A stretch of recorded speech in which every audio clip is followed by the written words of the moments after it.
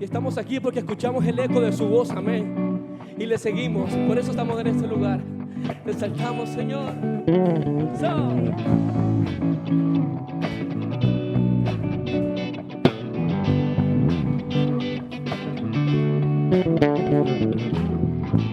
Cuando oscurece y el miedo crece, yo escucharé tu voz.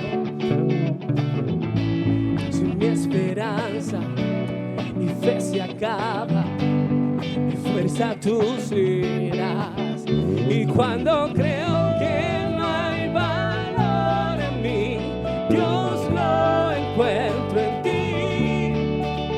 Y no me rendiré, pues sé que tú, dígalo, nunca me dejarás, nunca me dejarás. Tu amor me cautivó, nunca se alejó.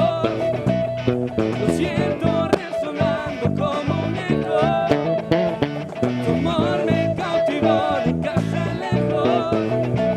Lo siento resonando como un eco en mi corazón. Oh, oh, oh, oh, oh. Cada etapa tú me recuerdas tus promesas a mí. No hay quien detenga Lo que tú empiezas hasta que llegue al fin. y cuando creo que no hay valor en mí, Dios lo encuentro en ti. Y no me rendiré, pues sé que tú nunca me dejarás, nunca me dejarás. Su amor me cautivó, nunca se alejó. Siento resonando como un eco. Tu amor me cautivó, nunca se alejó. Lo siento resonando como un eco. Y juntos en mi corazón. Oh, oh, oh, oh, oh, oh. En mi corazón. Oh.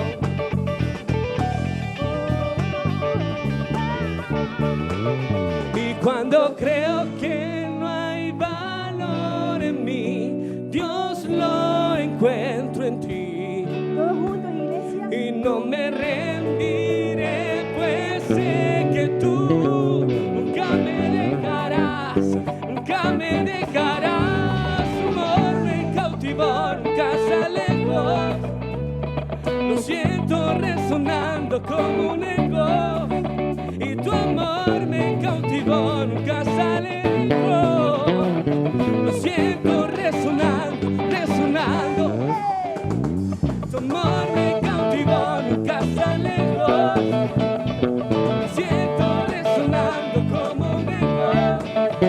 Y tu amor me cautivó, nunca se alejó. Lo siento resonando como... ¿Dónde, iglesia? En mi corazón. Oh, oh, oh, oh, oh. En mi corazón.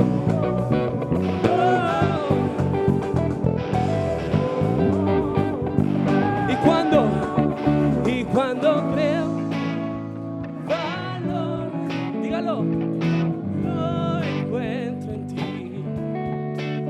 Y no me rendiré, pues sé que tú nunca me dejarás, nunca me dejarás. Tu amor me nunca se alejó. Lo siento resonando. Tu amor me cautivó, nunca se alejó. Lo siento resonando como un eco y en mi corazón. Oh, oh, oh, oh, oh. En mi corazón. Oh, oh, oh, oh. En mi corazón. Vamos a hacerlo fuerte, Rey. Tú peleas por mí, nada podrá hacerme frente, pues conmigo estás. una victoria me has dado ya. Voy a...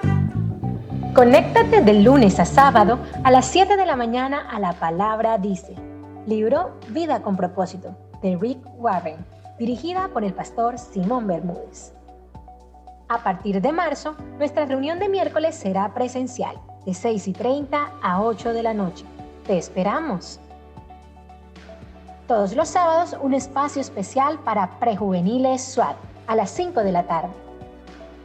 CBI Kids todos los domingos a las 9 y 11 de la mañana. Domingo, Día del Señor.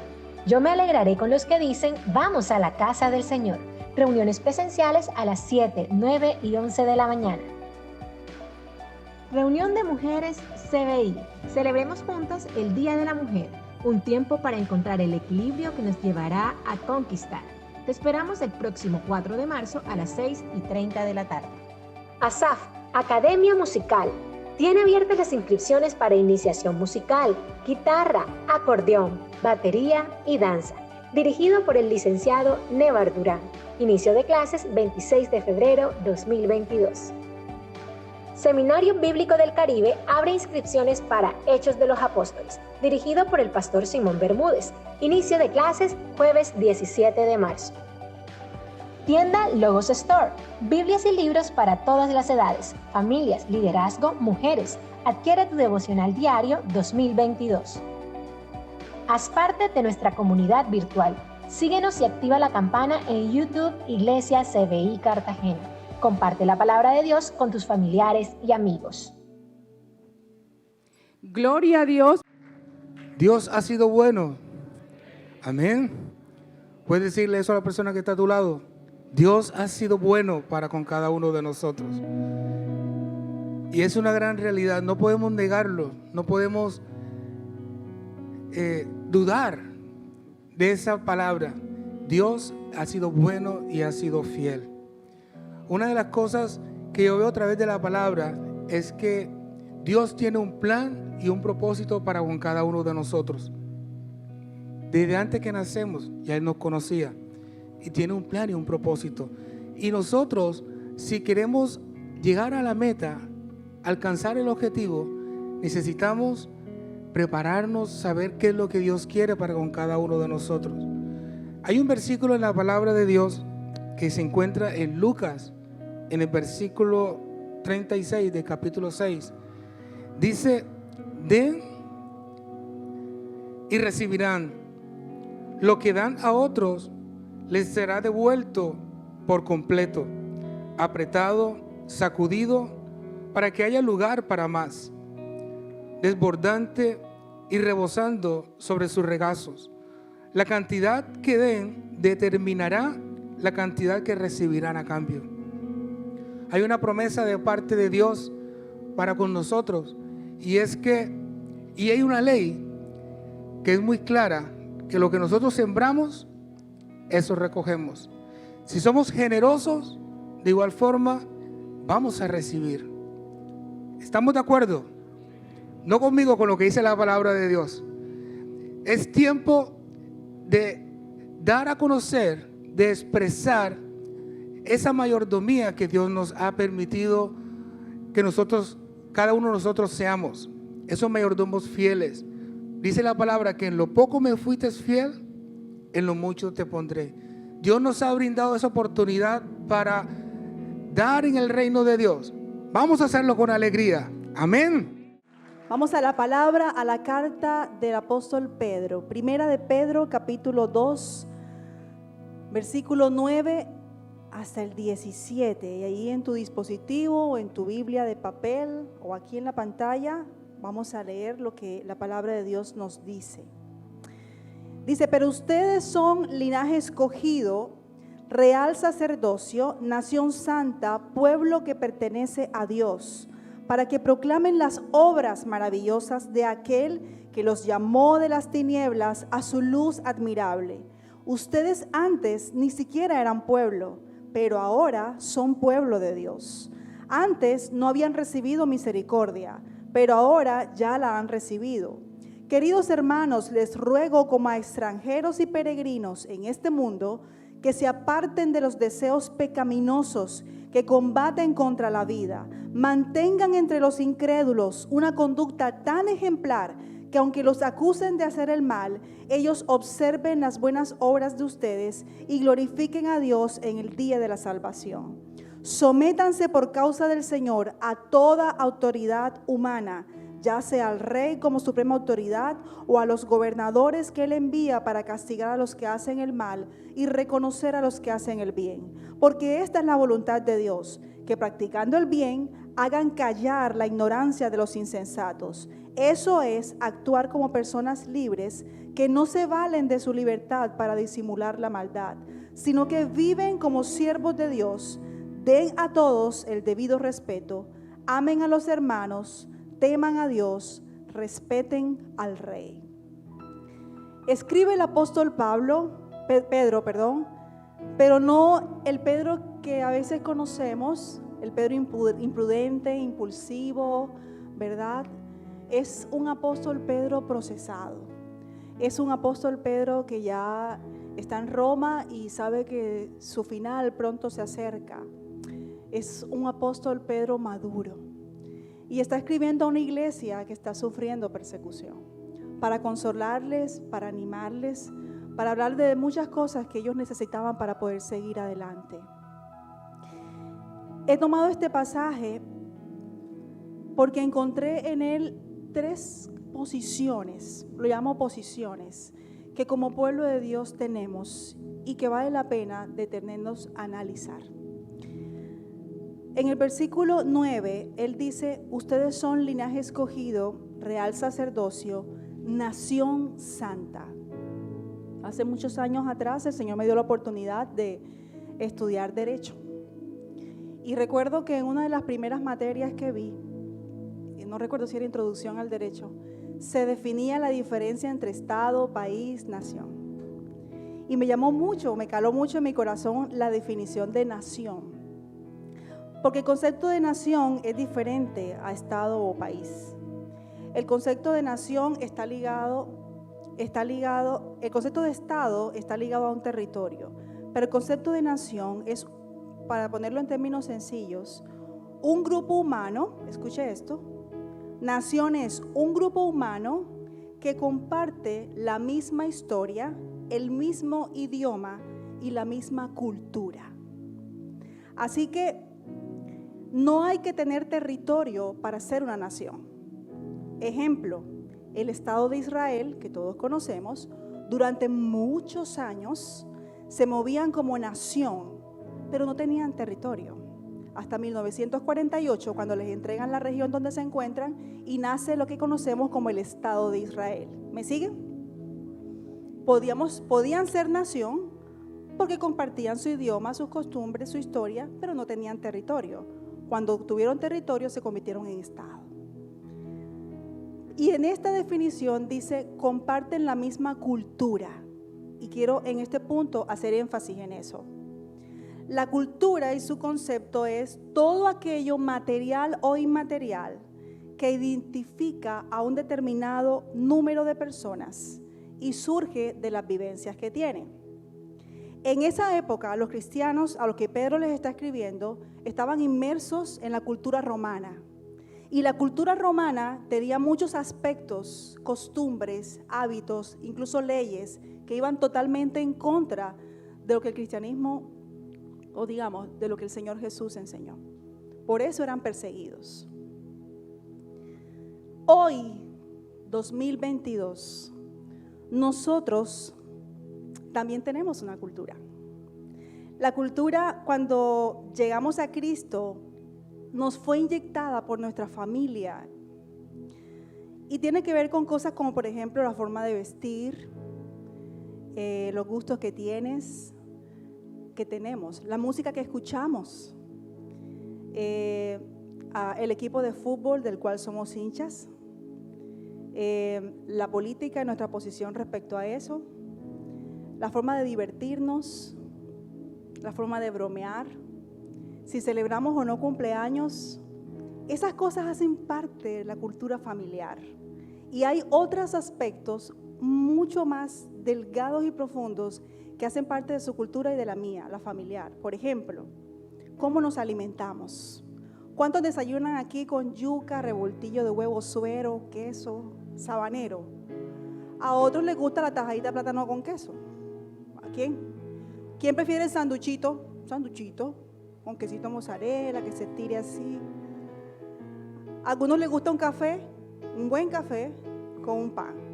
Y con eso resuelven el problema. Y así hay muchas formas que tienen que ver con la alimentación que hace parte de nuestra cultura. También el manejo de los conflictos, el manejo de la ira. ¿Cómo se maneja la rabia en tu casa? Hay casas donde se tiran cosas, hay casas donde cuando hay tanta rabia solo se escucha un portazo y ahí murió.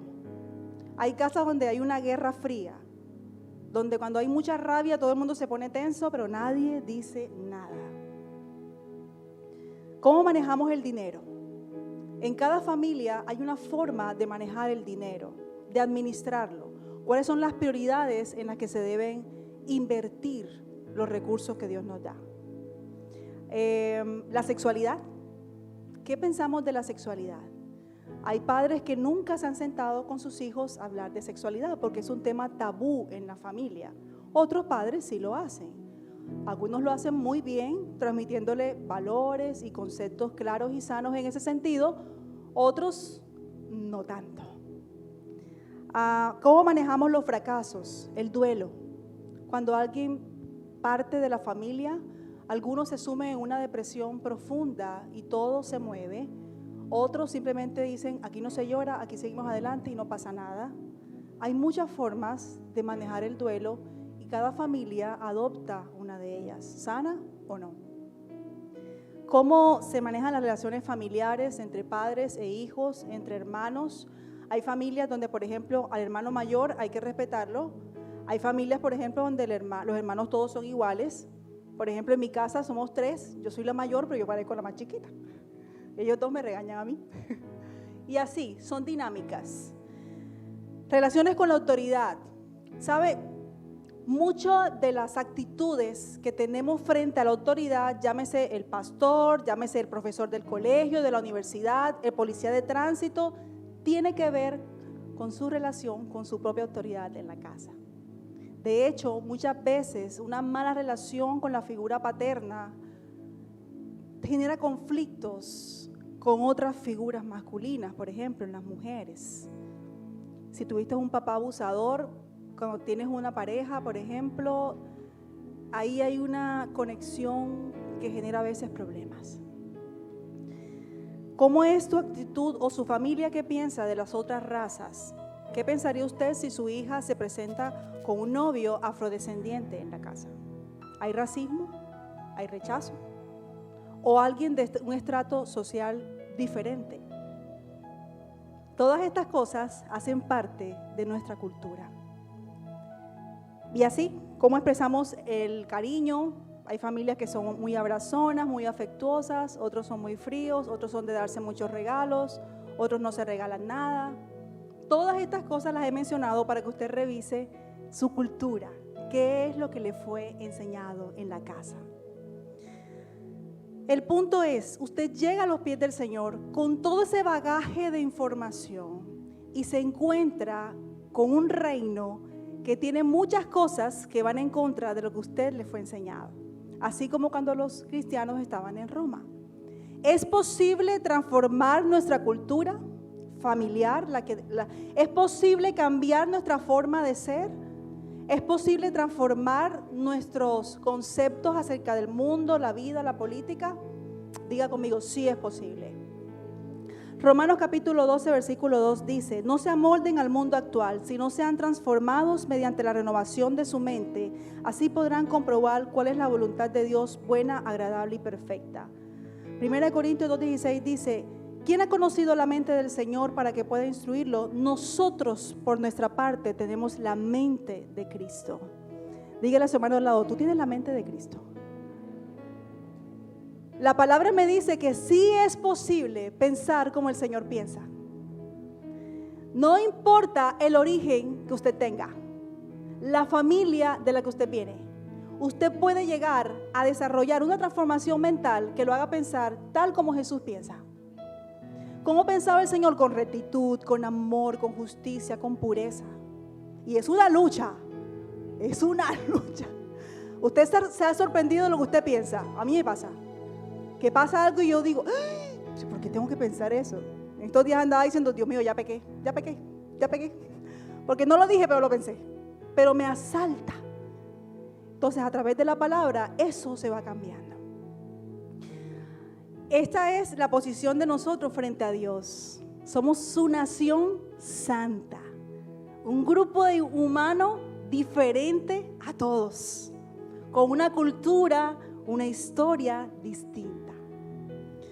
Ahora, hay una segunda posición que está planteada en el versículo 11 al 12, cuando él dice, hermanos, yo les ruego que como peregrinos se aparten de los deseos pecaminosos que combaten contra la vida. Dios nos está llamando peregrino. Usted y yo somos peregrinos en este mundo, extranjeros en este mundo. Estamos aquí, pero no somos de aquí. Amén. ¿Me está siguiendo? Definición de peregrino: aquel que anda o viaja por tierras extrañas con dificultades. Hay un llamado que esta palabra nos está haciendo al desapego a las cosas de este mundo. Y a veces como cristianos caemos en el error de vivir como si no hubiera un mañana. Y vivimos en un afán, en una ansiedad, como si esta fuera el final de nuestra historia. Hermano, esto apenas comienza. El final de los tiempos es el inicio de lo más glorioso que viene para la iglesia de Cristo. Lo voy a repetir. El final de los tiempos es el inicio de lo más glorioso que viene para la iglesia de Cristo. ¿Por qué? Porque te vas a encontrar con tu Señor y vas a ver todo lo que creíste y no habías visto. Porque vas a reinar en la tierra, vas a ver la tierra restaurada. Muchas preguntas que tenías van a tener respuesta. Eso no es maravilloso. Maravilloso. Tiene que tener mente de eternidad. Hermano, usted es inmortal. Dígale a su hermano al lado, tú eres inmortal. Y no es Highlander. No es Highlander. No es que tienen que cocharle la cabeza para que deje de serlo. ¿Sabe por qué es inmortal? Mientras usted esté en el propósito de Dios, usted no va a morir hasta que lo cumpla. 1 y 2, aun cuando muera, sigue el propósito de Dios para su vida.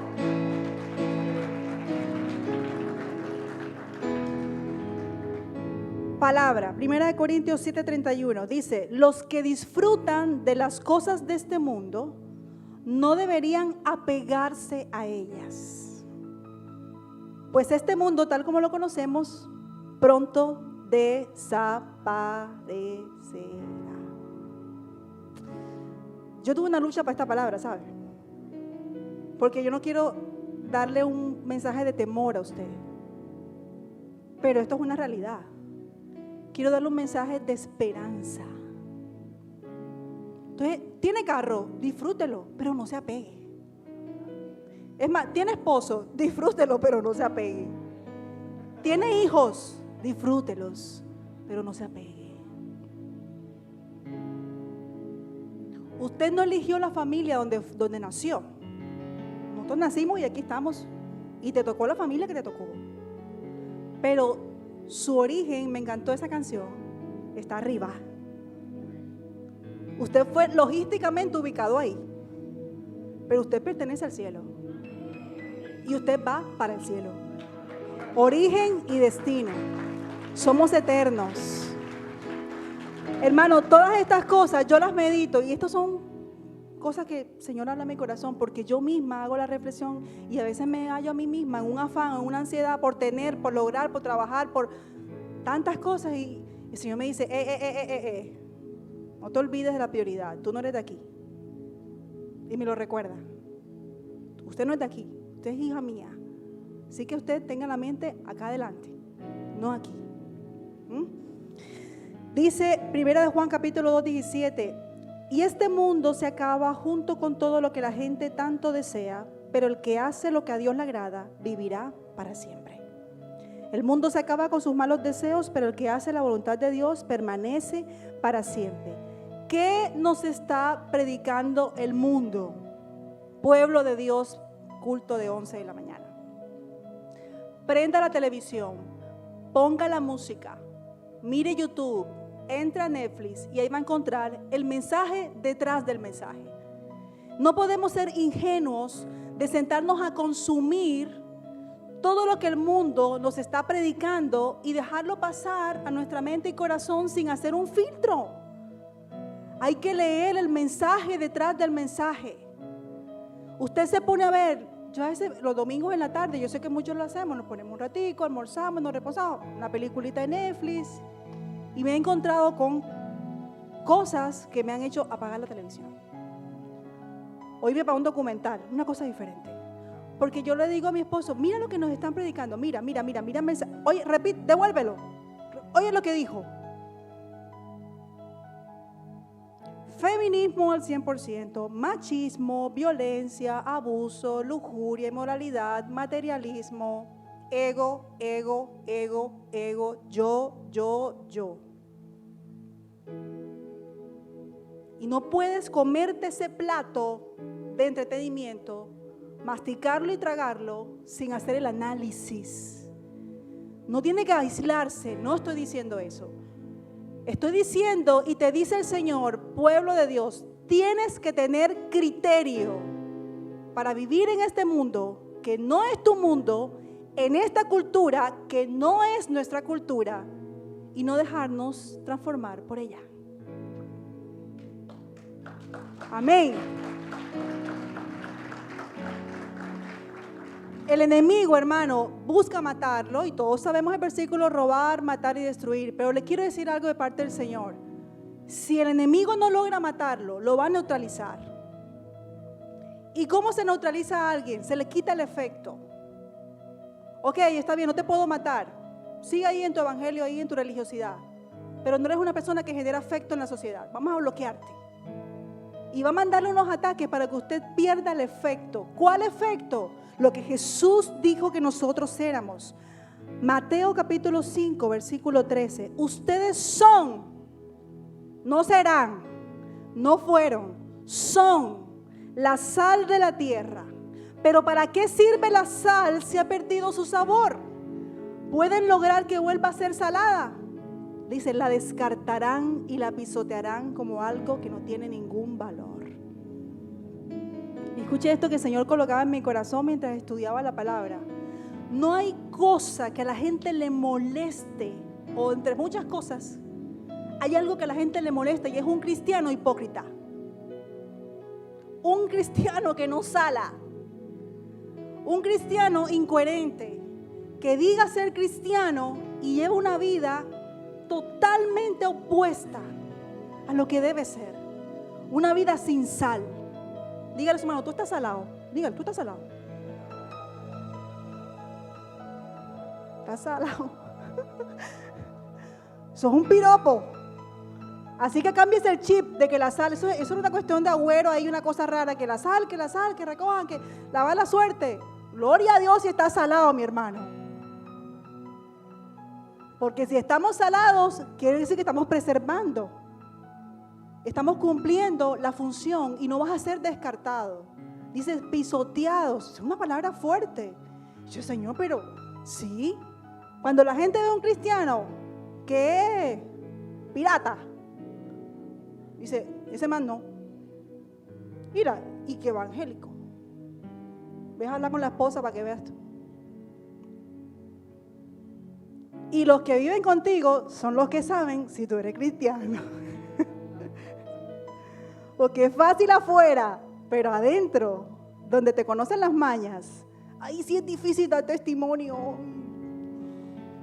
Pero el Señor está, no soy lo que antes era. Ahí vamos. No pierdas tu sal, mi hermano. No pierdas tu sal. Mantente salado. Entonces, frente a Dios, nación santa, frente al mundo, somos peregrinos y somos la sal. ¿Usted se imagina el día que la iglesia sea sacada de la tierra? Lo que va a pasar. ¿quién va a salar? La corrupción del hombre va a dispararse, porque ya no hay quien diga no, eso no está bien, ya no va a haber eso. Se va a quitar la talanquera y va a haber un desborde de perdición terrible. Así que es importante su presencia en esta tierra.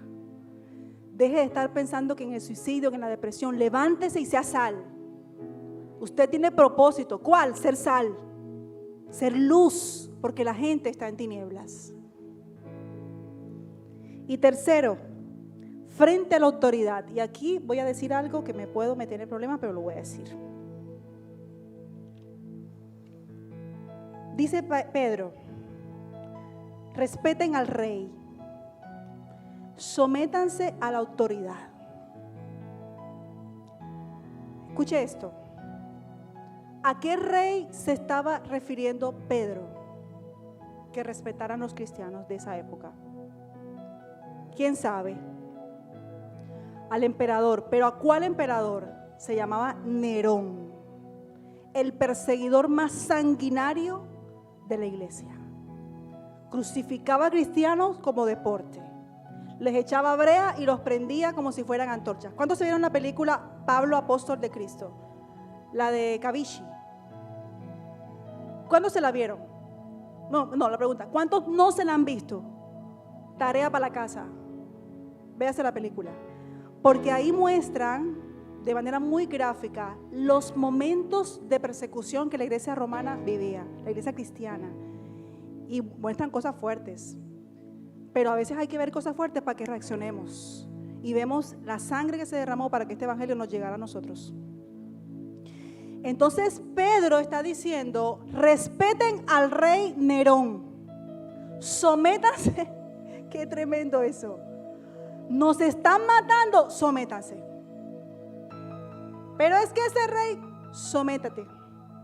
Pero es que vamos a orar en contra para que el Señor se lo lleve. Oren para que el Señor lo salve. Fuerte, diga a su hermano: fuerte, fuerte, fuerte, fuerte. El Señor Jesús nunca estimuló el desacato a la autoridad. Nunca. Búsqueme, a menos que la autoridad ordene hacer cosas que van en contra de Dios. Eso es otra prédica.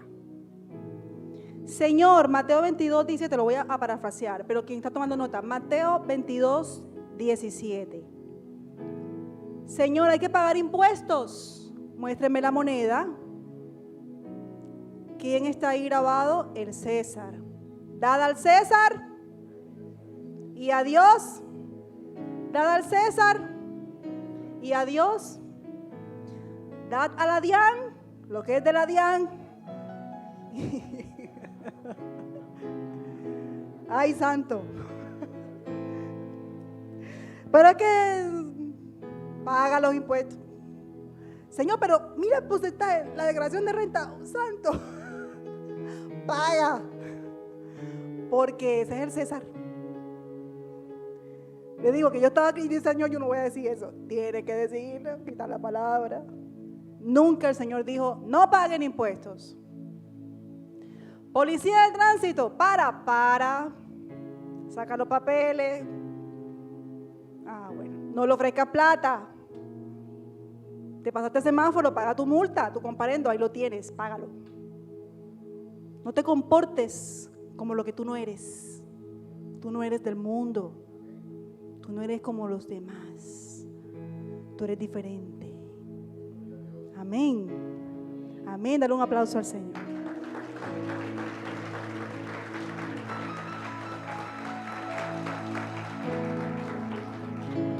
Voy terminando con esto. Hay una recomendación que el apóstol Pablo hizo respecto a las autoridades. Oren, dice, recomiendo ante todo que se hagan plegarias, oraciones y súplicas y acciones de gracias por todos, especialmente por los gobernantes y por todas las autoridades, para que tengamos paz y tranquilidad y llevemos una vida piadosa y digna. Entonces yo le decía al Señor, a mí me cuesta mucho orar por los políticos. ¿Quién se identifica conmigo? A mí me cuesta mucho orar por los políticos, sobre todo después de ver noticiero. Para nadie es un secreto el grado de corrupción que hay en la clase política. Y uno escucha esas noticias, que el cartel de no sé qué, que se robaron no sé qué plata. ¿Usted qué siente, mi hermano? Rabia. ¿Da ganas de pagar los impuestos? No. Pero hay que pagar los impuestos.